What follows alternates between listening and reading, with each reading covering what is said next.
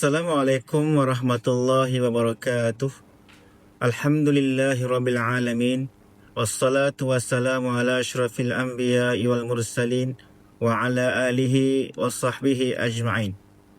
Alhamdulillah, pada hari ini kita akan memulakan bacaan hadis yang pertama daripada hadis 40 Imam An-Nawawi yang bertajuk keutamaan niat.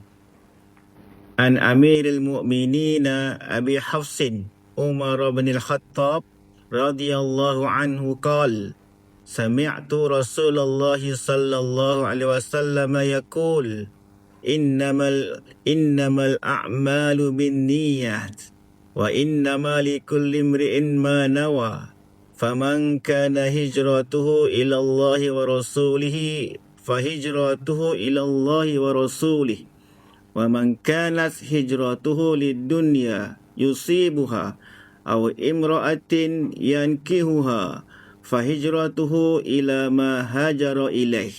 Rawahul Bukhari. Berikut kita akan mengetahui apakah kepentingan niat dalam kehidupan seorang murid. Yang pertama, niat menentukan nilai dan ganjaran amalan. Bagi seorang murid, niat belajar kerana Allah menjadikan setiap usaha, sama ada membaca, menghafal, membuat latihan, semuanya itu akan mendapat ganjaran di sisi Allah Subhanahu wa taala. Yang kedua, niat membentuk motivasi dan semangat. Murid yang jelas niatnya akan lebih bersemangat untuk belajar. Niat yang baik membantu murid tidak mudah putus asa, lebih fokus, lebih bersungguh-sungguh. Yang ketiga, niat menjauhkan murid daripada amalan yang sia-sia.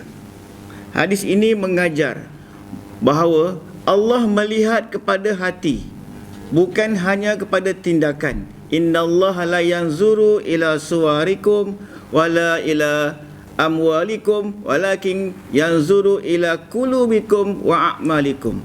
Allah melihat kepada hati manusia.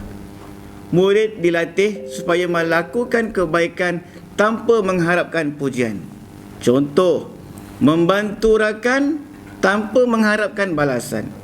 Membersihkan kelas bukan untuk menunjukkan diri kita ni baik. Memberi salam kerana sunnah, bukan untuk dipuji oleh guru. Yang kelima, niat mengubah amalan harian menjadi ibadah. Apa sahaja yang murid lakukan, jika diniatkan kerana Allah, akan menjadi ibadah. Contoh, membersihkan kelas, niat kerana Allah, jadi ibadah. Mendengar nasihat guru kerana Allah, jadi ibadah. Buat kerja sekolah, niat kerana Allah, maka ia menjadi ibadah. Semua perkara yang kita buat dengan syarat niat kerana Allah, dia akan menjadi satu ibadah dan bukan hanya menjadi rutin kebiasaan. Alhamdulillah, daripada kelima-lima perkara tadi dapat kita ambil daripada hadis yang pertama, keutamaan niat. Maka pada hari ini kita jadilah seorang murid yang memperbanyakkan niat-niat yang baik. Mudah-mudahan dengan niat itu, walaupun kita tak lakukan lagi perkara tersebut, sudah diberikan ganjaran oleh Allah Subhanahu wa taala. Baiklah, seterusnya kita akan membincangkan kepentingan niat dalam kehidupan murid. Sabda Rasulullah sallallahu alaihi wasallam, sesungguhnya setiap amalan itu bergantung kepada niat, dan setiap orang akan mendapat apa yang diniatkannya.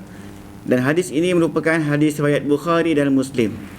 Baiklah, yang pertama, niat menentukan nilai dan ganjaran amalan.